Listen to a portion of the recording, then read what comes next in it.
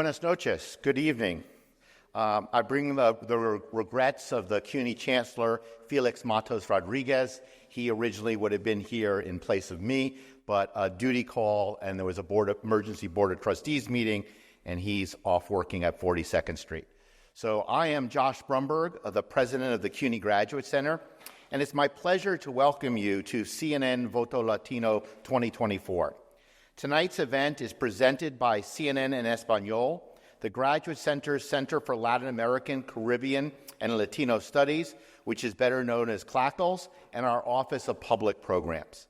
CLACLS is one of CUNY's most prominent research centers, and we are delighted to have CLACLS Executive Director and Distinguished Professor of History, Laird Brigard, with us tonight. As one of the founders, he has been an integral part of the center's important work since it opened in 2001. Dr. Brigard has worked closely with CNN en Español since the 2016 election, appearing as a commentator in Atlanta on election night, and since then doing several studies for them. The relationship between CLACLS and CNN is a prime example of how the Graduate Center produces high-quality research for the public good, and how national organizations often rely on our experts to support the work that they do. The core mission of CLACLS is to actively support and advance the study of Latin America, the Caribbean, and Latinos in the United States in the doctoral programs here at the Graduate Center.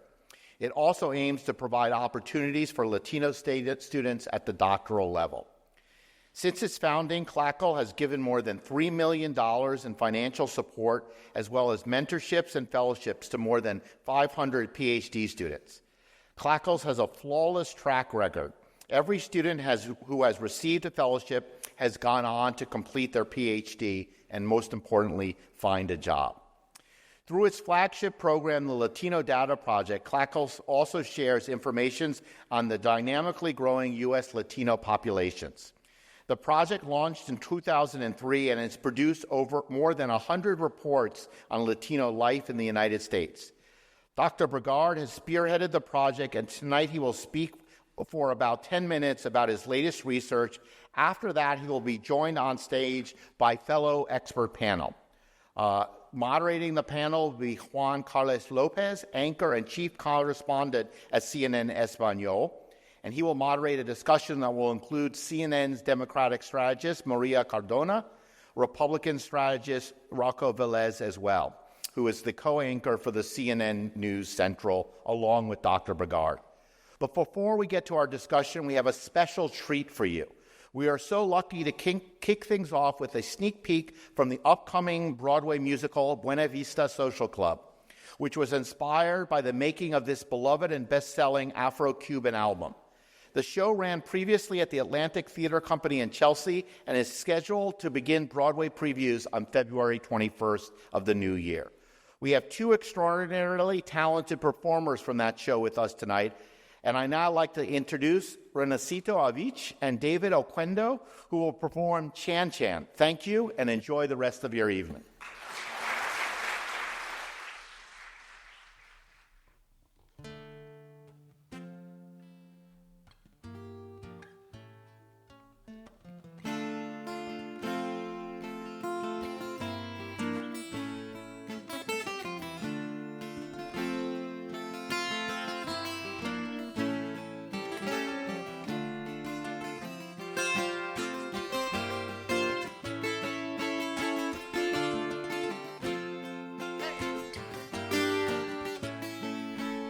De Alto Cedro voy para Marcané, llego a Cueto, voy para Mayarí.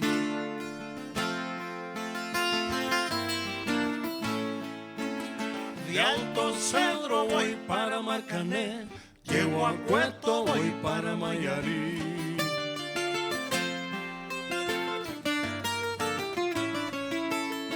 De Alto Cedro voy para Marcané, llego a Cueto, voy para Mayarí.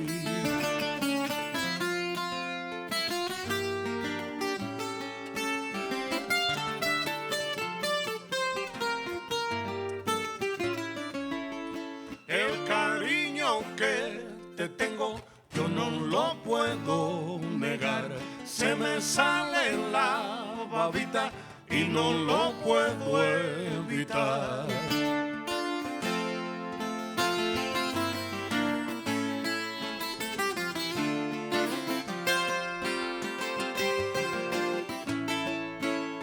De Alto Cedro voy para Marcané, llego a Puerto, voy para Mayarí.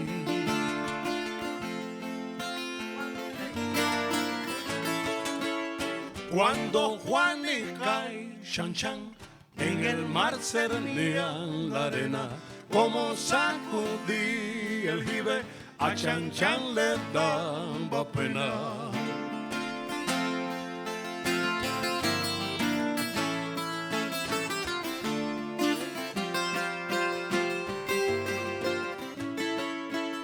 Limpia el camino de paz, que yo me quiero sentar en aquel tronco que veo y así no puedo llegar.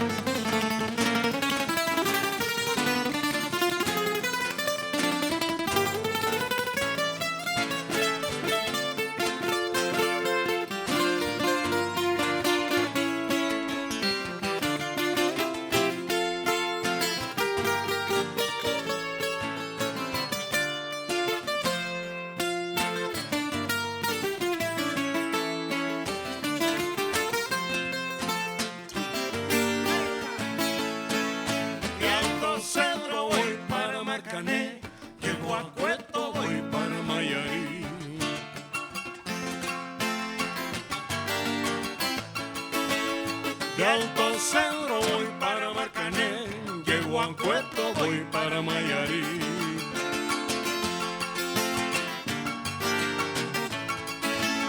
De Alto Cedro voy para Marcané, llego a Puerto, voy para Mayarí.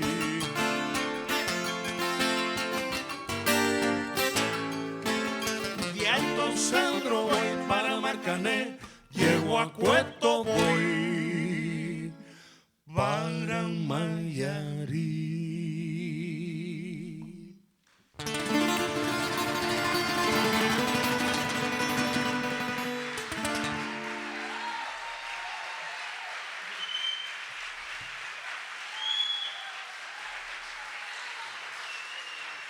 Thank you. Before I formally begin this presentation, you're going to see a dizzying array of data here. Forget about the data. The data tell a story. It's the story that is important. The data are just supporting evidence for the story that I'm going to try to tell about patterns of voting in the Latino community over the last couple of decades. All right, this graphic is very graphic. It shows the increase in the number of eligible Latino voters in the United States between 1992 and 2024, the number of registered voters, which you'll see is significantly less than the potential voting pool, and the people who voted.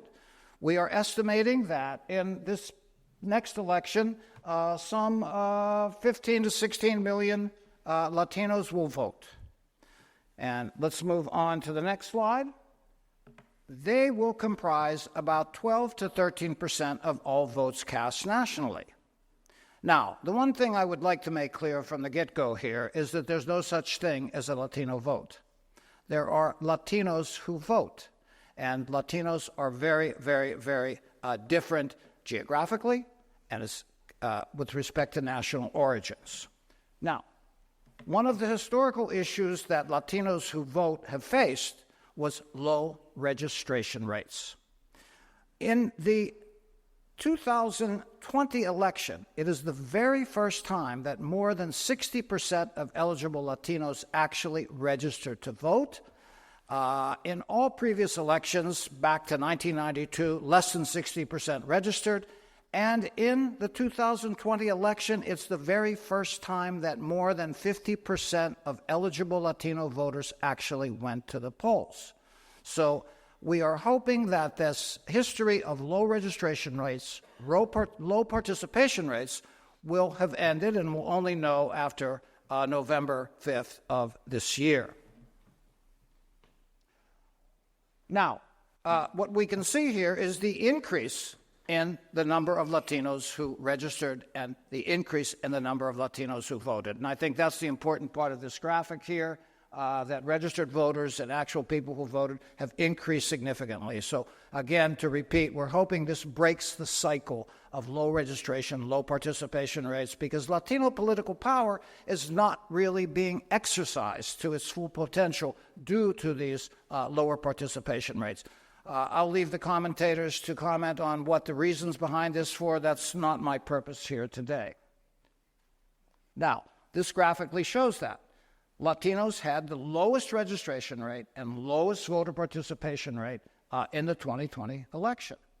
And once again, to reiterate, that means Latino political power is not being manifested as it should be if we had higher rates of registration, higher rates of voting. Now, as I indicated before, this geographical and national origin diversity of Latino voters torpedoes the idea of a Latino vote as a homogeneous bloc. It just doesn't exist.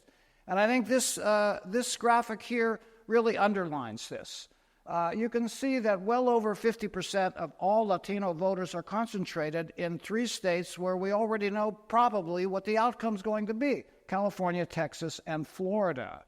And you see the other states here, including some of the swing states and some of them not. What I've emphasized here is that if we look at the 7 swing states that are still in play, only about 11% of all Latinos nationally will be eligible to vote in those 7 states. So I think that's an important point to take note of. The national origins of Latino voters, nearly 60% are of Mexican origin. And one of the things I want to emphasize about Mexican voters, or those of Mexican origin, is that most were born in the United States. We're not dealing with an immigrant population here. We're dealing with a population that is often 3rd, 4th, 5th generation. The second most populous group, Puerto Ricans, citizens of the United States, significantly smaller.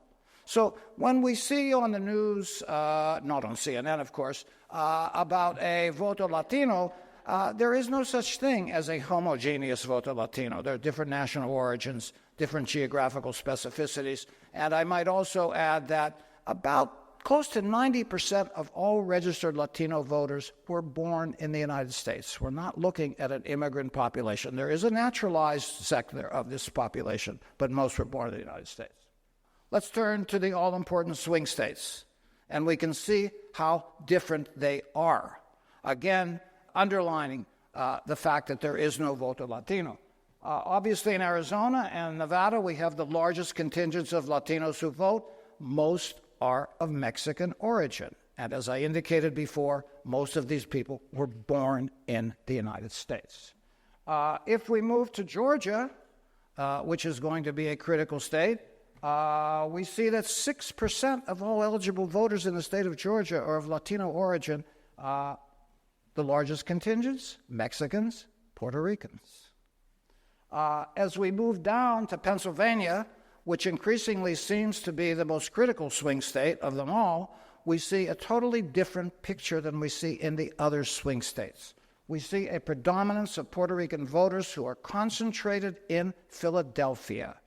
What are the Republican and Democratic parties doing to mobilize this potential voting population? I don't know. We also find that Mexicans play a critical role.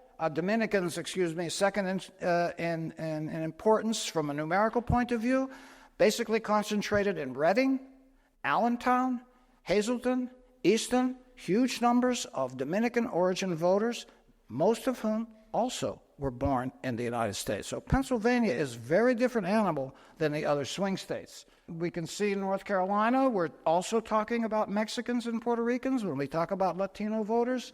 The same can be said about Wisconsin and Michigan. And despite the fact that in states like Wisconsin and Michigan, you only have 4 or 5% of the potential voting population of Latino origin, given the closeness of the election in 2020, these voters could really turn the election one way or the other. Some empirical evidence of this shift toward Republicans, all right? We see that the Democratic Party won about 2/3 of Latino votes, according to exit polling in 2016 and 2020. We don't know what's going to happen here, but what we do find very clearly here is that if you look at this very dense statistical table, the increase in Republican votes in each of the swing states was much more robust than the increase in Democratic votes. Whether that trend that's between 2016 and 2020, whether that trend will continue in 2024 is an open question mark, but clearly, if it does continue, it'll make the Democratic victory a little bit more difficult in each of these swing states.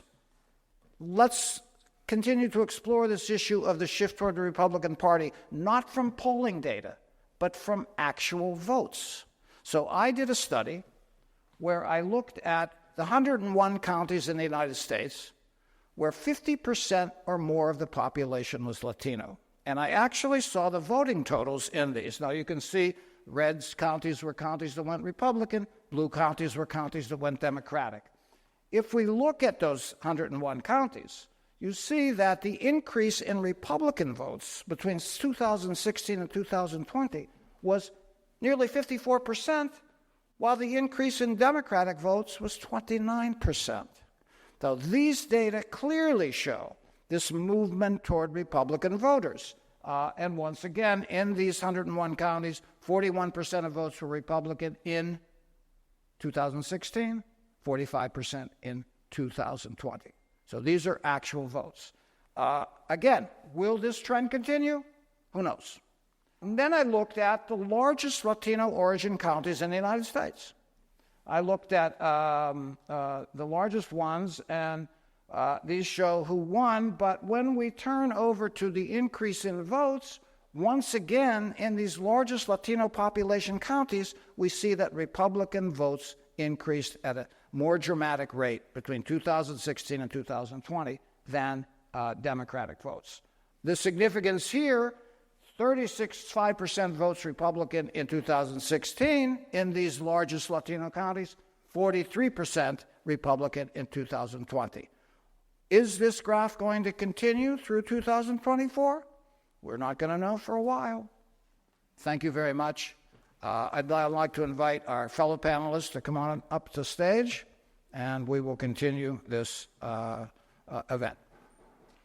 So before Laird and the panel gets into this, I wanted to, first of all, thank all of you for being here. I'm Cynthia Hudson. I'm the Managing Director and Senior Vice President at CNN in Español. And I wanted to start by saying that we're very sorry that Boris Sanchez couldn't join us, but he is on hurricane duty, and he was literally getting lashed by the storm on Tampa Bay about an hour ago. We couldn't do anything about the hurricane, so that's why he's not here. But you are with an incredible panel. Maria and Rocio Vélez, Maria Cardona, whom many of you have seen either in English or in Spanish, and Rocio as well. They are with Juan Carlos Lopez, who is our Chief Political Director from Washington, D.C. And more importantly, they always have incredibly interesting conversations.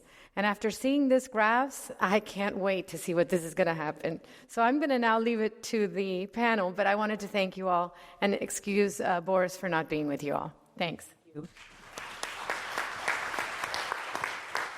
Gracias, Cynthia. Buenas noches. So I'd like to start, as Cynthia said, Boris couldn't join us because of the hurricane, and obviously our thoughts and our prayers are with everyone who is in the path of such a difficult and large and dangerous storm. But let's go into the storm that's coming politically. And when you look at these numbers, Laird, these are the counties, this is the vote, this is the evidence. Looking at the numbers, does something tell you why this is happening? Is there a way to understand why this change has been so dramatic when we see there was 19 million votes the difference in one of the last graphics. It went from 14 million to 7 million, then it's 11 million to 19? I don't know. I don't have an answer. That's why we have Rocio and Maria here to offer comments here. Look, I think there are many, I could speculate on some of the possibilities here. I think that, number one, Latinos in general, irrespective of nationality, are much more integrated into the mainstream of American political life than you would think. And what that means is we all know that the American body politic is divided, 50-50.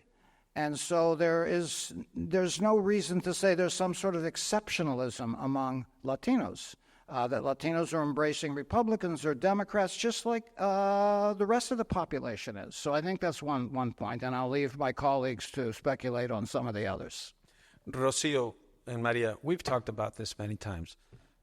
We haven't seen evidence that this is a result of parties going after the vote, because it seems, as Laird very well explained, there is no Latino vote as a homogeneous vote. There is a Mexican vote, there is a Puerto Rican vote, U.S. citizens by birth, and then other groups in a very tight election. What have you heard? What have you seen? Well, first of all, thank you all for having us here. One of the things that is so strange, and thank you, Laird, because you really covered a couple of things that were a surprise to me in terms of even if we analyze all of these things, is the fact that, you know, you can have Puerto Rican vote and Dominican, one of them in Pennsylvania, and we don't agree on many things. We can agree on food, we can agree on a couple of things, but in terms of how this is, you know, being said right now and what I'm hearing people, first of all, it's the economy. And when in 2020, the issue that really mobilized most of the Latinos themselves was healthcare. Believe it or not, it was because of COVID and what we were going through, and people actually, you know, concerned with what Donald Trump was saying back then, and they were just tuned off, and they were like, you know, this guy, I don't want to, you know, vote for him. Now, what I'm hearing, and I live in a rural area in Virginia, and I talked to a few Latinos, but I talked to people that are from all over now, Venezuelans, and they tell me it's the economy, right? So that mobilizes me. However, that does not translate into registering to vote. And there's a difference. I mean, we can all speculate, we can throw things, we're saying that, but I don't see the enthusiasm. One of the things that I don't see out of the Democrats, and I know that Maria is going to talk about this, is that when Obama, he did the movement.org and everything that he did, Hispanics were registering, and they were like, I'm enthusiastic about this guy. Once, Vice President Harris took over in the ticket 2 months ago, we don't know the level of enthusiasm of... I do. Okay, I have some numbers on that. No, pero sigue. No, I think that the level of enthusiasm is there because you switched from Joe Biden to Kamala Harris, but it's not about, okay, does she represent something that it's a future for the economy? Do I have something? Is she talking to me, a Dominican, a Cuban, a Mexican, who talk completely different, small business owners, and who are concerned about what's coming up in the next year? So... But what you're not going to get the Dominicans and Puerto Ricans to agree on is on baseball. So, ahí no, eso es tiempo perdido. Maria, there's perception that the Obama campaign was very successful with Latinos. But when you really look at the Democrats and their inroads with Latinos, Harry Reid, the late senator, really had a plan. That plan hasn't been followed after. But what are your numbers? Before we came, you sent me a study on the Latino poll and how at this moment, Kamala Harris has an advantage. But we were seeing the advantage was 60-40, 65-40. Donald Trump does very well with Latinos. He certainly does better than his Republican predecessors, most of them. Let's remember, Ronald Reagan got 40% of the Latino vote, and that was a high watermark. And George W. Bush and was George 35. W. Bush, right, exactly. A couple of things here. We're talking about the increase, and it's true, the increase of Latinos voting for Republicans from 2016 to 2020. But what's interesting is Obama did get, I think, in the low 70s of the Latino vote. Hillary Clinton did too, and she lost. And so you go to 2020, where Donald Trump got these increases that you're talking about, and Joe Biden won the election, and Donald Trump lost. So what really matters here is where are the Latinos voting, and who are they voting for where they are? And this goes to the swing states, Laird. And you're right, the swing states right now, it's not the majority of where Latinos are. But, and this is where I think the Harris campaign is being very smart, the margins by which Joe Biden won in 2020, and we all know it was something like 80,000 votes or maybe even 70,000 votes in 3 states, Wisconsin, Pennsylvania, and Michigan. The margin of the, not just eligible, but registered, and in some states I think just eligible, but it shows the potential. The margin with which Joe Biden won is a lot smaller in these states of the percentage of Latinos that are eligible to vote. So that tells you the potential of the Latino vote in terms of defining these elections, which is why the Harris campaign and the Trump campaign, they say they are, but I don't really see any evidence of it, are really going after these specific pockets of Latinos in neighborhoods even. They are micro-targeting these Latinos. In Pennsylvania, they're micro-targeting the Puerto Ricanos, the Dominicanos, the Mexicans. In Michigan, in Georgia, because Joe Biden's victory in Georgia, in Michigan, in Wisconsin, in Pennsylvania, they were won on the margins, and a lot of it was won because of the targeting of the Latino vote that the campaign did in 2020. Now, the growth of the Latinos who voted for Republicans in 2020 happened in several of the counties where, frankly, from an electoral standpoint, it didn't matter because it happened in Florida and it happened in Texas. Those were the 2 places where we saw the major growth, significant and worrisome growth from a Democratic standpoint of Latinos voting for Republicans. And so fast forward to 2024, and the reason why the numbers I sent you are so significant, Juan Carlos, and what I sent was a study by pollsters who really focused on large sample Latinos, correctly weighted, interviews done in English and Spanish, and weighted for geographic and demographic data. And it shows that Kamala Harris is reaching the 2/3 number. She's not there yet, but she's almost there, of what Joe Biden got in 2020. And Donald Trump has a little bit more. He's at like 33, 35% of the vote right now for Latinos. And the difference is that from 2020 to now, there is between 5 million to 6 million new Latino voters. And what that means is that even if Kamala Harris gets a slightly smaller piece of that much bigger pie, it's still a lot more pie that will be effective and transformative where it matters in these battleground states. As you see how the party operates, how the campaign operates, are you as a strategist satisfied with what they're doing to get Latinos to vote? Because we've talked about the potential. We've talked about how it could be definitive. We talked about, but then when push comes to shove, the money doesn't go where it has to go. So that's a great question. As a Latina, I will never be satisfied until, the majority of a campaign money goes to Latino votes. But I have seen, and I have to give credit where credit is due, this campaign has put record amounts of investments in reaching out to Latino voters in English and Spanish, bilingually, even in Spanglish, going door to door, going digital, really going after the young Latino vote, and much earlier on than I have ever seen it before. They are embedding Latino and Latina strategists all over the country. They're going into the communities, hiring people from the communities to talk to those communities. And they are doing it smarter and more efficiently and earlier and more robustly than they ever have. Is it enough? Again, as a Latina, I will never think it's enough, right? But they are doing it more effectively than what I have ever seen. And just one last note to Rocio's point about the enthusiasm. There is a data firm called TargetSmart that really measures not just polling, but they measure real, what I think is more real compelling data, which is voter registration and early vote data once that comes in. In the 3 days following the switch of President Biden to Kamala Harris, in the swing states, in 3 swing states, Michigan, Pennsylvania, and Wisconsin, and I think Georgia was in there too, they measured the percentage of additional Democratic voter registration.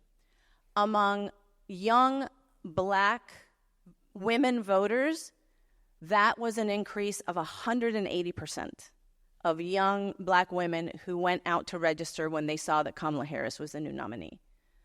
The demographic that followed it, young Latinas, at 150% registered over those same 3 days in 2020.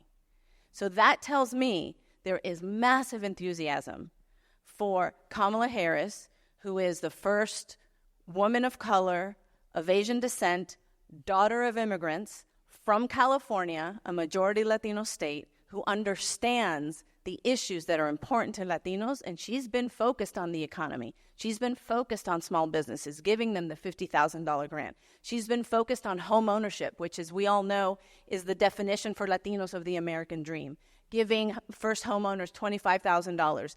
Children, right, $6,000. So she has been very specific on this issue of the economy, and that has been very compelling to these voters.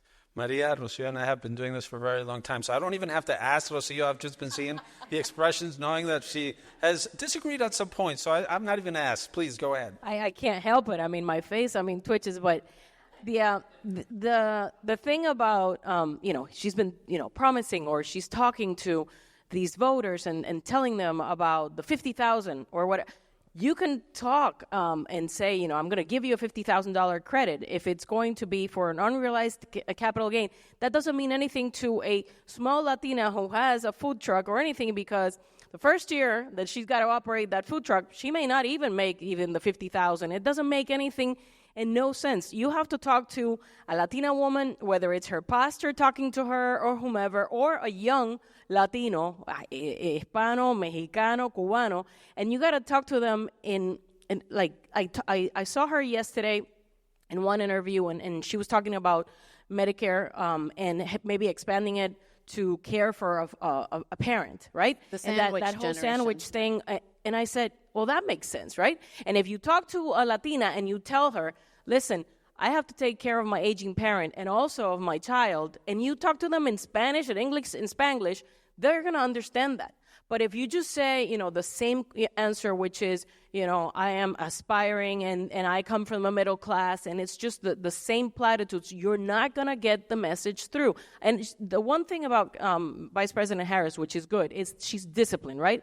So she's been talking the same way over the last few weeks, and that's okay. But in order for her to really get to the goal in the post line right now, she has to finish strong. And the one thing to talk to all of us Latinos, and especially to the young population, to get out the vote, is to tell them, look, I know it's really hard to buy your first new home. And it's not about the $25,000, because you have to pass that through Congress. So most of the people are not within the details, but you have to tell them it's been really rough. Inflation has been rough. And she really has to differentiate herself from President Biden, whether she likes it or not. She's very loyal. She's continued to be loyal, but it's just not helping her in terms of, this is how different I am, and this is, it's the future. The economy is going to grow. It's going to grow. Whether you talk the good game or not, come with me. But it can't be just, it's aspiring and just join me, because if not, you're saying the Latina woman and the Black, and you said the Black women are voting for her. That's a guarantee. Maybe, for Donald Trump, the Black male vote is actually growing, and so is the male vote, on the side of Latinos. So it's about finding the common ground in terms of the swing states. I mean, in terms of strategy, right, for the campaign, but really talking specifics. And it could be two messages. You could stick to, that whole Medicare and expanding it, you have to do two messages because people, you all know, the very first few days or the first 2 months, everybody promises a lot of game, and it's all about executive orders, and then maybe 1 or 2 bills get through, and that's it. So focus on one message. Get me, I don't know, whether it's baseball, arroz con habichuela, whatever, but you have to talk to us.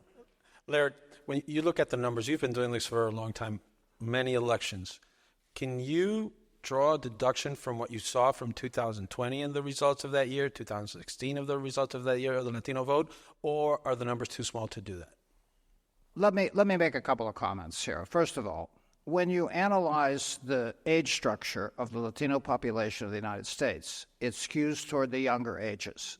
Latinos are much younger than non-Hispanic blacks and non-Hispanic whites and Asians. Unfortunately, younger voters have the lowest registration and turnout rates. I think that's important to note. On the other side of the coin, when we look at participation, registration, and participation rates by sex, we find that female Latinos vote at higher rates than males. And I think that is something that is very favorable for the Harris campaign. Now, let me turn to something else, the economy. I hear this over and over and over again, and as a social scientist and an economic historian, the Republican Party has been very, very effective at creating a mythology which is not true. The economy of the United States was not better off under Donald Trump. Unemployment is at a historical low. If anyone has looked at the S&P 500 averages or the Dow Jones Industrial averages, they're at a historical high. Now, one thing are facts. A second thing is how people perceive the propaganda machine of both parties. And I think the Republicans have been very effective at promoting a series of falsehoods. And that Latinos fall for them is not so surprising because, as I indicated before, Latinos have been integrated into this whole 50-50 split in the United States political opinions. And so the big lie does not simply go over among poorly educated non-Hispanic whites. It goes over among sectors of the Latino population as well. I guess, Maria, we go to that point. The numbers show the economy did not go into a recession. Inflation is going down. Unemployment is low, but people don't feel that. So if people vote by what they feel, not by what they don't read, they don't go into the statistics that Laird produces. They just, whatever they're feeling that day. Right. That's true. But a couple of things of note. People are starting to feel better about the economy. They are starting to feel better specifically about their own personal economies. And if you see in polls, the gap that existed in strength on the economy between Trump and Biden is now getting a lot smaller, and Kamala Harris is narrowing and closing that gap. And in fact, on inflation, I think it was either in the last CNN poll or one of the last national polls, she's even with Donald Trump on who can deal with inflation. So her message is getting through. To your point, Rocio, her message is getting through because she's doing two things. She's talking about specifics, which are the things that I talked about, and she's also acknowledging that people are still hurting, that costs are still too high, that when you go to the grocery store, people still feel it in their pocketbooks, that it's too hard to buy a house if you're a first-time homeowner, that it's too tough to pay rent and then also have to pay for prescription drugs. So she is doing the, massively compelling Bill Clinton, I feel your pain message, while at the same time connecting it with real specific policies on how she plans to get things done. The other thing I would say is if in fact it was true that people only voted on the economy, Donald Trump would be 15 points ahead. I mean, that's the only way that you could say, oh, see, the economy is it, and that is all, I get in fights with my dear friend James Carville because he says it's the economy, stupid, and yes, it's partly, but that's not all it is. And we saw this happen in 2022 when everyone was predicting a red wave of Republican takeover of the House and the Senate, and it didn't happen. Why? Because people, and especially women, can go into the polling booth and think about more than one issue. I can think about the economy, but you know what has become a critical issue for Latinas? Reproductive rights, reproductive health, and the focus on threats to democracy. Those two things are massively undermeasured in polls, and it's happening now yet again. Because if it wasn't, then I would say again, Donald Trump would be 10 points ahead. And in the last New York Times poll that came out yesterday, Kamala Harris was 3 points ahead of him nationally. And on the issue of who cares about people like me, she beat out Donald Trump. On the issue of who represents change, who is the change candidate, she beat out Donald Trump.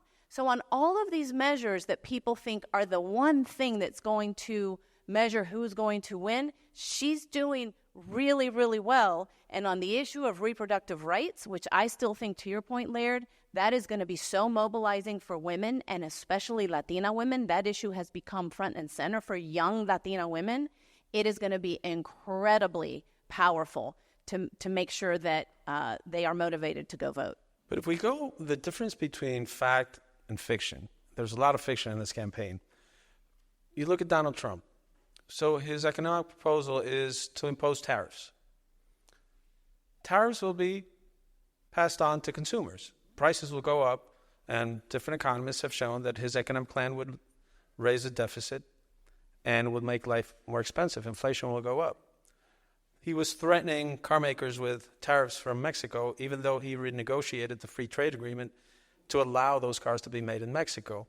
He is making proposals that honestly don't make sense, but people don't care. People are not voting based on the specifics. They vote on what he represents to them, it seems. And we've seen a tendency of young Latino men, especially Puerto Rican, Dominican, to gravitate toward Trump. So there's something about this election that isn't about fact, it's about feelings. And people talk about inflation, talk about the economy. Unemployment is very low, but people tend to not feel it. So it's more a thing of emotion than a rational decision on what's best for the country. So you all keep talking about feeling, right? And you feel an economy. I don't know if I feel an economy, but I experience an economy. And what I experience, you feel it in your pocket when you go to the supermarket. But Laird was talking, about, the economy and how people feel and the way that, the message is portrayed. The truth of the matter is that automobile insurance is double. I mean, I pay double what I used to pay 4 or 5 years ago. People are having 2 and 3 jobs, and not people that is just blue-collar worker, right? And wages have not really gone up, and you're paying double of what you were paying. Mind you, in 2019 and 2020, the rate was like 2.5, and now it's like 6.8, 6.5.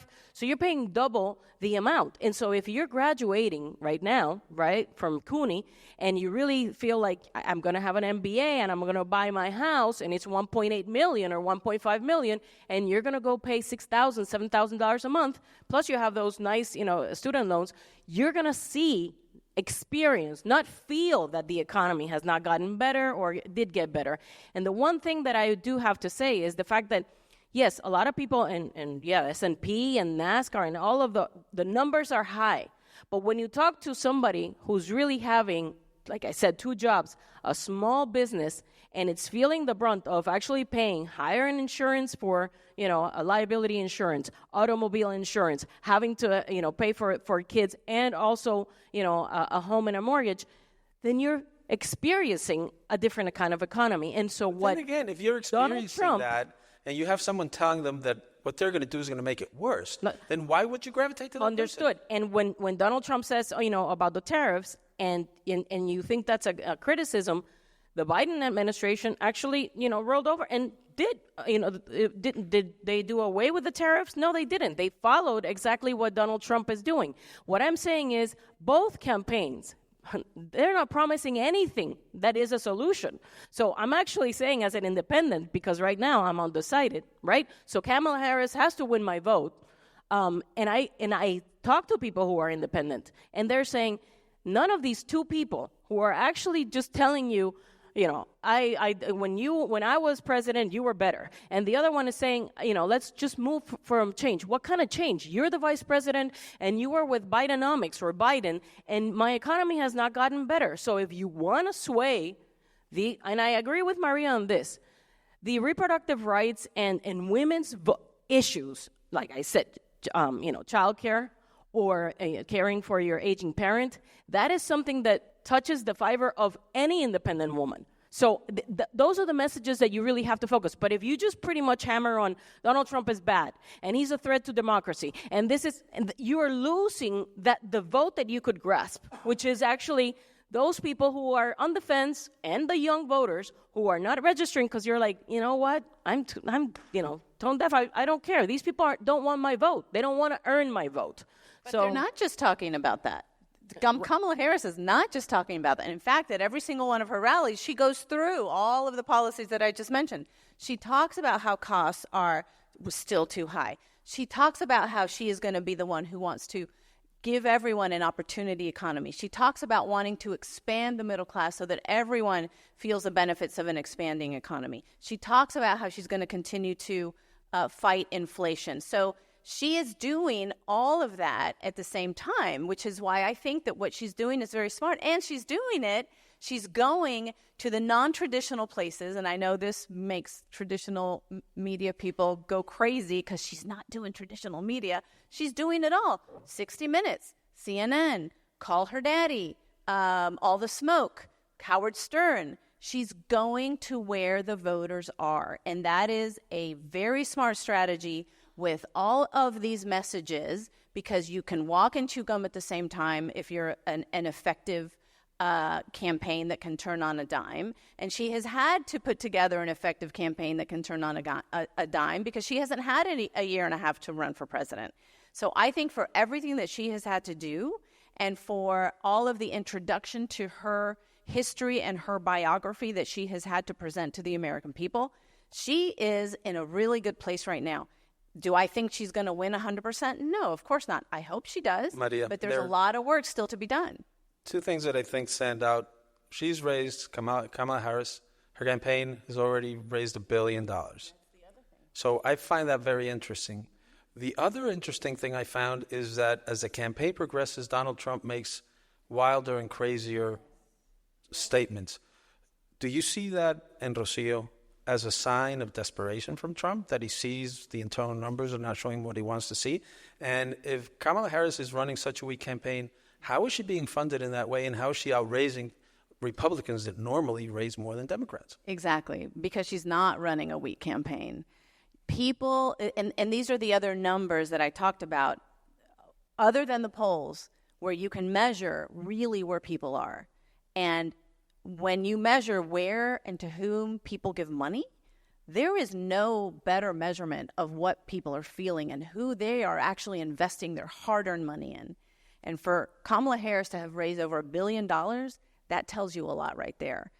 And the fact that the Trump campaign, and I don't think it's the campaign, I think the campaign goes crazy every time he goes in front of a rally and says all these bat-esque crazy things, because he gets crazier and crazier every time he talks. And he insults women, and he insults Latinos, and he insults immigrants, and he insults everyone. He insults all of his opponents. And it is a head scratcher for strategists who think that, well, if he thinks he has his base tied up, he doesn't need to be doing that. He needs to actually be trying to bring in the voters that he needs to win, which are independents, suburban women, the people that he lost in 2020 to Joe Biden, that he can't win without. He is not going to win those people by talking about Haitians eating pets in Springfield. He's not going to be winning those people when he talks about and lies about FEMA and hurricane relief that actually puts people's lives in danger, when his own Republican governors across the country have to tell him to cut the shit. So I don't understand. I don't understand, but as a Democrat, let's keep having him talk. Hey, listen, 2016, Donald Trump was, in the bar of the crazy and all of the different things that he was low energy, Jeb, everybody was really undermining and definitely just underestimating the factor of the phenomena, right? That we actually talk about the craziness and the Hannibal Lecter, comments and all of the things. And actually, I'm surprised that Donald Trump is only 3%, down nationally. And with the economy that you all described, you should have right now a candidate with 9%, which was Biden at this stage was 9% nationally in all the polls. And, the Democrats were swinging in there. And one thing that I have to say is in 2016, we were all feeling, and I voted for Hillary Clinton, and we wanted, that glass ceiling super shattered, and we were all in shock. And I remember being with all of you covering, the results. And this, to me, is the conundrum. It's the fact that we all think that politics was the way that when Bush and Obama and Reagan and the statistics, everything changed, people. And we're more divided than ever, and everything is a surprise. I mean, whether we factor and we can think, every day I watch CNN for the latest polls and everything, and I'm like, and I love the guy that, I forget his name, but he's fantastic, yes. And I say, oh my God, today he said that, but the next day he contradicts himself, and I'm like, that's the way that the whole world feels. It's every day is a surprise. So yeah, right now it's completely unpredictable. I don't know, money-wise, sure, you guys have the game, you have $1 billion, but Hillary had more money, and it just didn't. She didn't have $1 billion. Wait, she didn't have $1 billion. She had more money. And in all honesty, Hillary made some big mistakes. She didn't even go to Wisconsin. That's right. She didn't. She took a lot for granted. Yeah. And that is a big lesson that the Kamala Harris campaign is taking to heart. Laird, what you look at when you read the country through your numbers, does that show how emotion is so different from reality? You talked about the big lie, and it's a constant. Do the numbers reflect it in any way? I think that people vote subjectively, not objectively. And I think that the points made about the economy are well taken. Rocio, I certainly understand that people experience hardships, rising interest rates, difficulty paying bills, inflation. But these are not because of any policies. These are because of the cyclical nature of how economies work over time. I think that's important to note. From an objective point of view, if we examine the Trump years, not only was the economy in much worse shape than it is now, but something that no voter will even focus on, the distribution of wealth in the United States got worse. The rich got richer, the poor got poorer, the middle class treaded water under Donald Trump. Tax breaks for billionaires don't work. That is called trickle-down economics. That is letting the free hand of the marketplace determine how people interact in the world. And there's one thing important to note about the free hand of the marketplace. Watch for that extended middle finger, because it's directed at a lot of people here. And so, you see, these are the objective facts. I don't think people vote on the basis of objective facts. They vote on the basis of subjectivity. And people are very susceptible, whether they're Latinos, whether they're African Americans, whether they're non-Hispanic whites, to manipulation by the portrayal of false imagery. This repeating of the economy was better under Trump is not true. That over 50% of Republicans believe that Haitians eat cats and dogs? Really? What kind of commentary is that on the political sophistication of people who buy into this absolute and total nonsense? I think, my opinion is, that the real issues here are race and racism and anti-immigrant bias among the population. And let me say one more thing.